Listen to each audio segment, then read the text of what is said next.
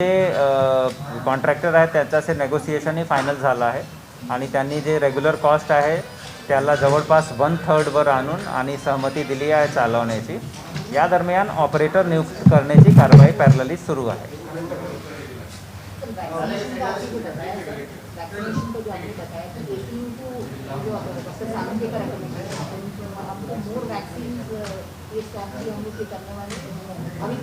देखिए यस,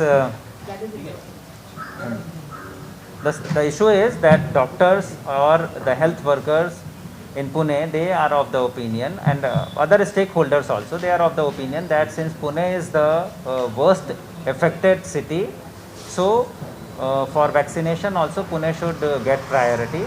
आणि मग त्याच्यासाठी जर राष्ट्र पातळीवर धोरणामध्ये काही बदलची आवश्यकता असेल तर त्याच्यासाठी पाठपुरावा केला पाहिजे.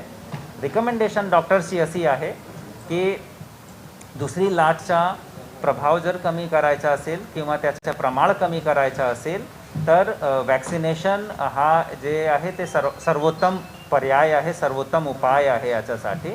आणि म्हणून त्यांची शिफारिश अशी आहे की 18 वर्षापेक्षा जास्तीचे जे लोक आहेत त्यांना विशेषतः पुण्यामध्ये सरसकट जर वॅक्सिन देण्याचा धोरणात्मक निर्णय झाला तर निश्चितरित्या त्याचा सकारात्मक परिणाम पुणेमध्ये ॲक्टिव्ह केसेसची संख्या कमी करण्यावर, पुणेची CFR कमी करण्यावर आणि तसेच पुण्याची पॉझिटिव्हिटी रेट कमी करण्यावर होईल. सर, पुण्यासाठी नवीन निर्बंध काय असतील जर तुम्ही सांगितलं?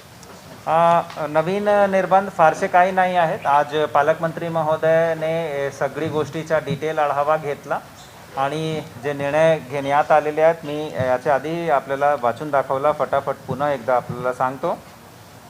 शाळा, कॉलेजेस आणि स्कूल्स 31 मार्चपर्यंत बंद असतील.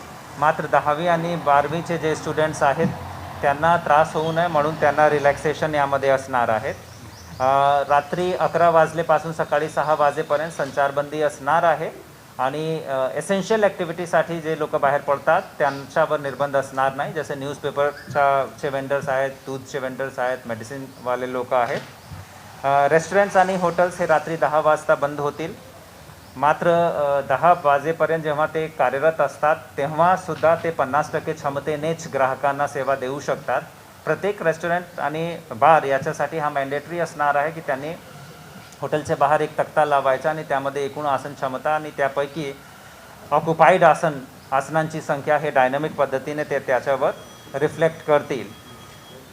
रात्री 10 नंतर हॉटेल्स आणि रेस्टॉरंट्सला होम डिलिव्हरीसाठी एक तासाभराची मुभा राहणार. 10 ते 11 होम डिलिव्हरी अलाऊ असणार आहे. मात्र त्या दरम्यान रेस्टॉरंटमध्ये बसून जेवण करता येत नाही.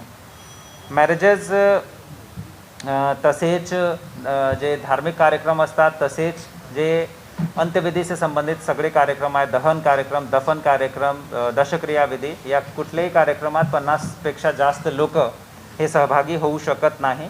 आणि मॅरेजेस आणि इतर इव्हेंटसाठी जेव्हा पोलिसांची परवानगी लागेल तेव्हा जे जागा ओनर आहे त्यांच्यावर जे जबाबदेही देण्यात आलेली त्याला अजून कडक करण्यात येईल. यामध्ये जर व्हायलेशन झाले तर व्हायलेटर्स यांच्याविरुद्ध FIR करणे आणि तसेच जागा मालकांची जागा सील करणे, त्यांचा लायसन्स रद्द करणे इतपत कारवाई करण्यात येईल. मॉल्स आणि सिनेमा हॉल आणि तसेच जे नॉन इसेन्शियल मार्केट आहे हा सगळा रात्री 10 वाजता बंद होईल. सोसायटीज जे आहेत खाजगी त्यामधले जे क्लब हाऊसेस आहेत ते सुद्धा पुढील आदेश होईपर्यंत बंद असणार आहेत. आणि मात्र आता MPSCची परीक्षा असल्यामुळे MPSC आणि UPSCचे जे कोचिंग सेंटर्स आहेत आणि तसेच लायब्ररीज आहेत ते 50% क्षमतेने कार्यरत राहू शकतात.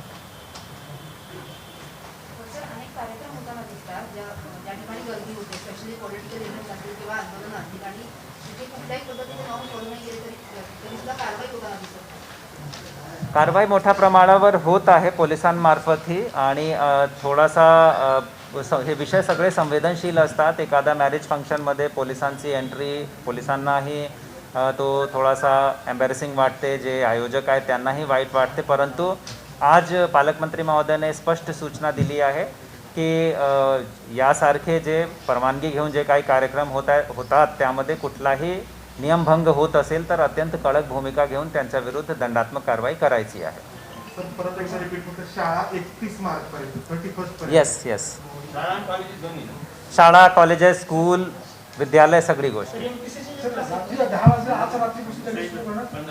होय, आज रात्रीपासून सुरू करणार. हॉटेल्सचा लिमिट पुन्हा एकदा सांगतो, हॉटेल्स जे आहे ते रात्री 10 वाजेपर्यंत कार्यरत असू शकतात. मात्र 10 वाजेपर्यंत सुद्धा ते फक्त 50% क्षमतानेच कार्यरत असू शकतात. 10 ते 11 एक तासाभरासाठी ॲपची मदतीने किंवा हॉटेलचे स्टाफची मदतीने ते होम डिलिव्हरी करू शकतात पार्सलच्या, फूड पार्सलचं. येस, जेव्हा आपण सामाजिक म्हणतो त्यामध्ये लग्न, साखरपुडा, डेथचे रिलेटेड रिच्युअल्स किंवा सोशल गॅदरिंग किंवा पॉलिटिकल गॅदरिंग हे सगळी गोष्टी आहेत. तर कुठल्याही प्रकारची गॅदरिंगसाठी 50ची मर्यादा असणार आहे.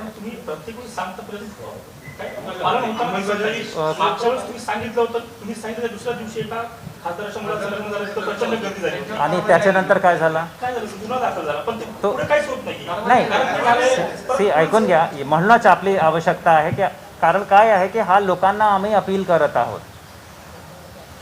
पुढच्या दिवशी लग्न झाला, लग्नात उल्लंघन झाला, पोलिसांनी त्याच्यानंतर त्यांच्या हातात जे आहे ते केला, अर्थात FIR गुन्हा दाखल केला, राईट. सो म्हणूनच आम्ही वारंवार अपील करत आहे की कोरोना जे प्रतिबंधक उपाययोजना आहे याचं सर्वात महत्त्वपूर्ण कणा आहे कोविड अप्रोप्रिएट बिहेवियर. ही सगळे जे प्रतिबंध आहे याचा हेतू फक्त आणि फक्त याची खात्री करणे आहे की कोविड अप्रोप्रिएट बिहेवियर झाला पाहिजे. आणि जेव्हा रेस्टॉरंटमध्ये लोक बसतात, 2 तास 3 तास गप्पा गोष्टी करत असतात, तो that behaviour is not Covid appropriate behaviour. So असा हे सांगण्याचा तात्पर्य, वारंवार हे सारखा जे पालकमंत्री महोदय मीटिंग घेतात किंवा जनतेला पोहोचण्याचा प्रयत्न करतात, त्याचा हेतू एकच आहे की जनतेमध्ये या गोष्टीबद्दल जागृती आली पाहिजे आणि स्वतःची जबाबदारी घेतली पाहिजे.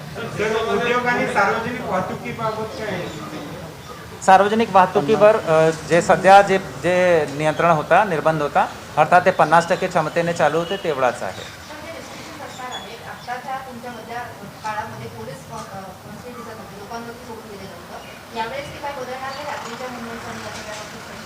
निश्चितरित्या पोलीस सक्रिय भूमिका यामध्ये घेणार आहेत. आज दोन्ही पोलीस आयुक्त होते, IG होते, लोकल SP होते आणि त्यांना पालकमंत्री महोदयाने स्पष्ट सूचना दिली आहे की पोलिसांचा प्रेझेन्स वाढला पाहिजे. सर, आपण गार्डन सकाळी सुरू ठेवणार आहोत आणि संध्याकाळी बंद ठेवणार आहोत, याच्या पाठीमागचं कारण काय? आप बताएंगे.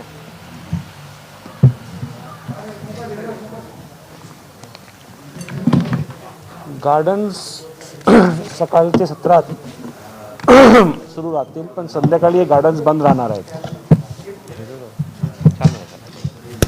संध्याकाळी हे गार्डन्स बंद राहणार आहे. सकाळच्या सत्रामध्ये हे गार्डन्स सुरू राहतील. याच्यामध्ये उद्देश एवढाच आहे की जे मॉर्निंग वॉकर्स आहेत आणि जे सकाळी जे व्यायाम करतात, बरेचदा असं दिसण्यात येतं की संध्याकाळी मोस्ट ऑफ द ॲक्टिव्हिटीज जे गार्डनला असतात ते स्पोर्ट्सची रिलेटेड असतात किंवा मुले खेळतात किंवा अशा प्रकारची असतात.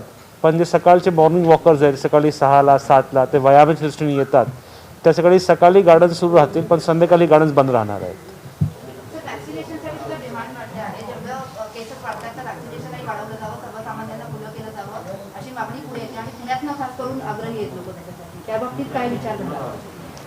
वॅक्सिनेशनबद्दल खूप डिटेल विचार झालेला आहे आणि जसं मी ऑलरेडी सांगितलं आपल्याला की एक आकडाच मांडण्यात आला आहे की 18 वर्षपेक्षा जास्त वयाचे पुणेसारखे सिटीमध्ये जिथे पॉझिटिव्हिटीचं प्रमाण जास्त आहे, जिथे ॲक्टिव्ह केसेसची संख्या जास्त आहे, जर एक अपवादात्मक धोरण तयार होऊ शकला आणि आम्हाला मुभा मिळाली तर निश्चितरित्या परिस्थिती कंट्रोलमध्ये आणण्यामध्ये आपल्याला रिलीफ मिळेल.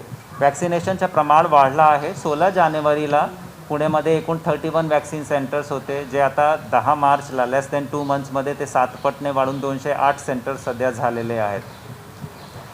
आपला हेल्थ वर्कर्स, फ्रंटलाईन वर्कर्स यामध्ये जे वॅक्सिनेशन आहे ते बऱ्यापैकी झालेलं आहे आणि जिल्ह्यामध्ये साधारणतः 23,000 ते 24,000 लोकांना प्रतिदिवस आपण सध्या वॅक्सिन देत आहोत.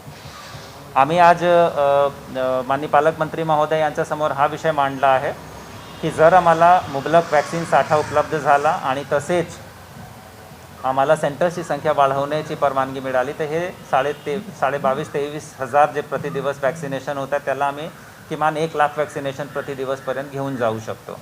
याच्या अनुषंगाने पालकमंत्री महोदयांनी सूचना ही दिली आहे की प्रशासनामार्फत ही सुद्धा विनंती झाली पाहिजे भारत सरकारला, पुण्याची विशेष परिस्थिती पाहून पुणेबद्दल विशेष निर्णय घेण्याबद्दल.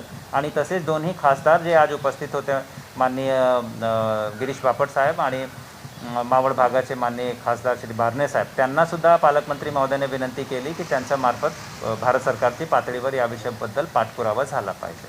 सर, जिम जे आहेत त्या आता जे रिस्ट्रिक्शन्स आहेत त्यानुसारच चालू राहतील किंवा स्पोर्ट्स होय चालू राहतील. होय. त्याच्यामध्ये काय बदल? तर पण सकाळच्या वेळेत गार्डनच्या वेळेत सेम राहतील ना? Same राहतील, म्हणजे same. त्या काही कमी केलेल्या नाहीये का?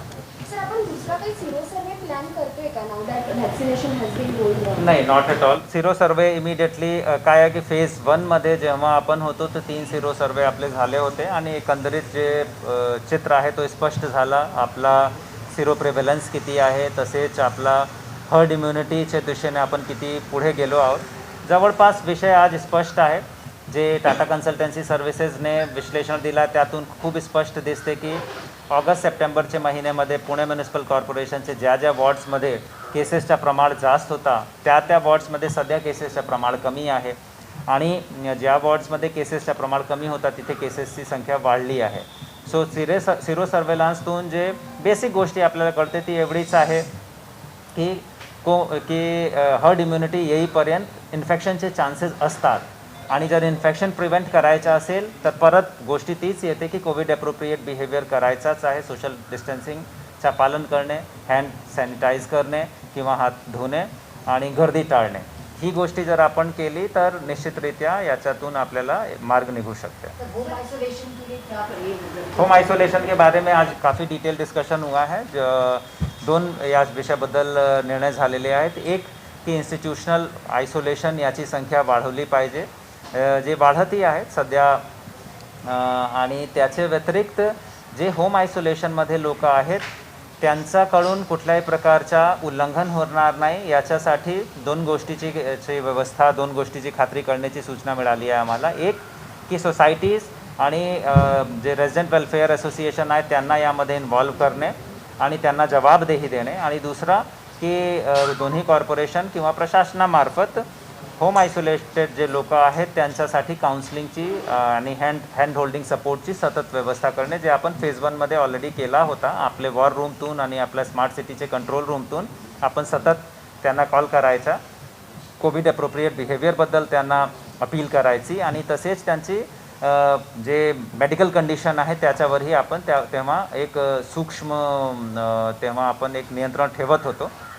ती सगळी गोष्टी पुन्हा सुरू करायची आहे. टेस्टिंग अभी 15,000 हो गया है, 15,000 का इसका अभी हम लोग और बढ़ाने का अपनी टेस्टिंग देखिए सीधे डिपेंड करता है कि पॉजिटिव कितना है और हमारी क्षमता कितनी है. इस चीज़ पे 4,000 से बढ़ के हम 15,000 क्रॉस कर गए हैं with in span of few days. Logical कारण उसका ये है कि हमारी पॉजिटिविटी भी बढ़ के लगभग कल it has reach to the highest record till date in 2021 आणि 2800 पर्यंत आपण पोचलो आहे.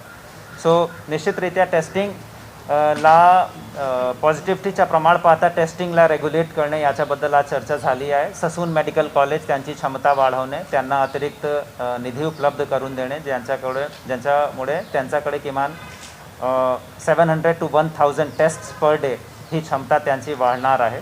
याचे व्यतिरिक्त नॅशनल एड रिसर्च इन्स्टिट्यूट आणि आयसर सारखी संस्था ज्यांच्याकडे टेस्टिंग बंद आहे सध्या, त्यांना पुन्हा ऑनबोर्ड घेणे आणि तिथे टेस्टिंग शुरू करणे याच्याबद्दलही सूचना आम्हाला मिळालेली आहे. बता दिया जम्बो कोविड सेंटर. COEP का जो जम्बो कोविड सेंटर है वो हमें शुरू करना है आवश्यकता के अनुरूप. उसके लिए हमें तैयारी करके रखनी है. IIT दिल्ली ने हमें जम्बो कोविड सेंटर का स्ट्रक्चरल ऑडिट करके और इलेक्ट्रिकल ऑडिट करके हमें पॉजिटिव रिपोर्ट दे दी है. उसके अलावा जो कॉन्ट्रैक्टर हैं उनसे नेगोशिएशन भी हो गया है और जो उनका रेगुलर रेट पिछले साल का था उसको उन्होंने नो प्रॉफिट नो लॉस के बेसिस पे 1/3 पे वो लेके आ गए हैं. 2/3 वो डिस्काउंट दे रहे हैं उसमें. अब थर्ड चीज़ है कि उसको चलाने के लिए ऑपरेटर नियुक्त करना, उसकी पैरेलल प्रोसेस हमने शुरू करवा दी है. ABP माझा, उघडा डोळे बघा नीट.